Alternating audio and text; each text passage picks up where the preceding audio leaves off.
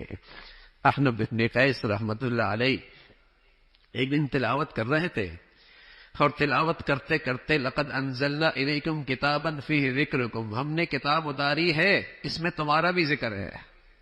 احنف سمجھ گئے کہ یہ مجھ سے خطاب ہے، اس میں میرا بھی ذکر ہے۔ نکلے قرآن کے اوراق میں اور قرآن کے آئینے میں اپنا ذکر تلاش کرنے۔ کچھ لوگ نظر آئے قرآن کے آئینے میں، قرآن کے اوراق میں، الذین ينفقون فی السراء والضراء والکاظمین الغیظ والعافین عن الناس واللہ یحب المحسنین والذین اذا فعلوا فاحشة او ظلموا انفسهم ذکروا اللہ فاستغفروا لذنوبہم۔ کچھ لوگ ایسے ہیں ہر حال میں خرچ کرتے ہیں، غصے کو پی لیتے ہیں، معاف کر دینا ان کی عادت ہے، احسان کر کے اللہ کے پیارے بنتے ہیں، غلطی ہو جائے تو فوراً اللہ سے معافی مانگتے ہیں، گناہوں پہ اصرار نہیں کرتے۔ یہ ایک تصویر قرآن نے دکھائی، اور زمین پہ ایسے لوگ گزرے ہیں۔ قرآن نے یوں ہی تصویر نہیں کھینچی ہے، ایسے مقدس مضر اللہ والے گزرے ہیں۔ احنف بن قیس نے یہ تذکرہ پڑھا، شرمندہ سے ہوئی ہے، کہا مولا یہ تذکرہ بجا ہے لیکن میری تصویر زندگی کے ان سے میل نہیں کھاتی۔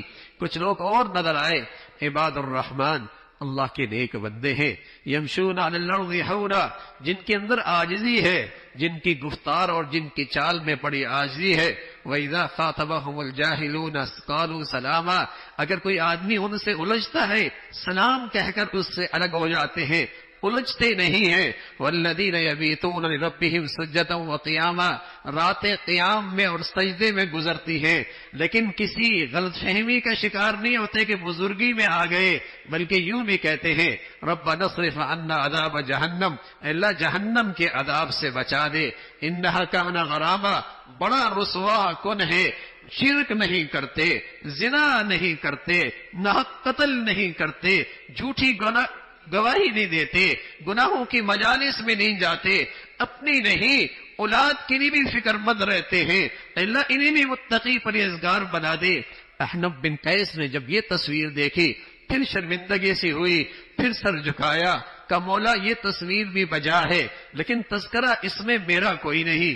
کچھ لوگ اور نظر آئے، وَإِذَا ذُكِرَ اللَّهُ وَحْدَهُ اشْمَئَزَّتْ قُلُوبُ الَّذِينَ لَا يُؤْمِنُونَ بِالْآخِرَةِ، کچھ لوگ اور ہیں جہاں اللہ کا تذکرہ آتا ہے پیشانی پہ بل آ جاتے ہیں، ناگواری سی ہو جاتی ہے۔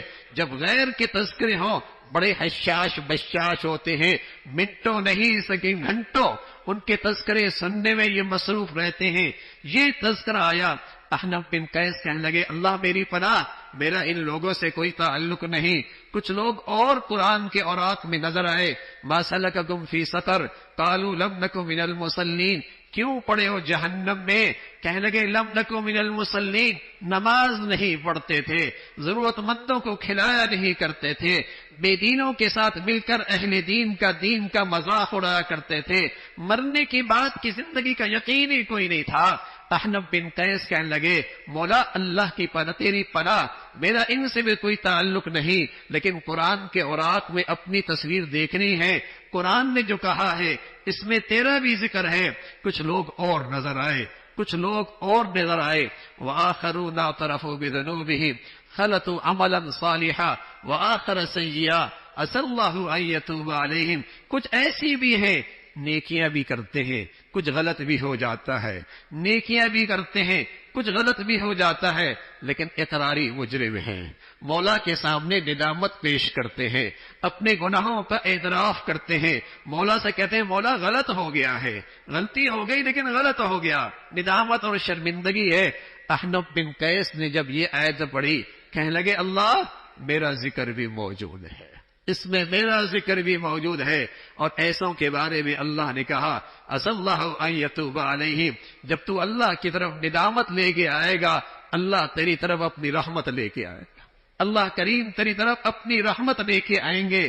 تو میرے عزیزو قرآن تو آئینہ ہے، تلاوت بھی مسلمانوں میں ہوتی تھی، مسلمان قرآن کے آئینے میں اپنا جائزہ بھی لیا کرتے تھے، ارے قرآن ہی کو اپنی کامیابی ناکامی کا معیار بناتے تھے، قرآن ہی کو اپنی عزت ذلت کا معیار بنایا کرتے تھے، قرآن سے ایسا تعلق تھا۔ تو میرے عزیزو اللہ کے لیے آج بھی سنور سکتا ہے، کل بھی سنور سکتا ہے، دنیا بھی بن سکتی ہے۔ رسول کریم صلی اللہ علیہ وسلم فرمایا کرتے تھے تلاوت قرآن دنیا کے لیے تمہارے لیے نور ہے، اور تلاوت قرآن آخرت کے لیے تمہارے لیے ذخیرہ ہے۔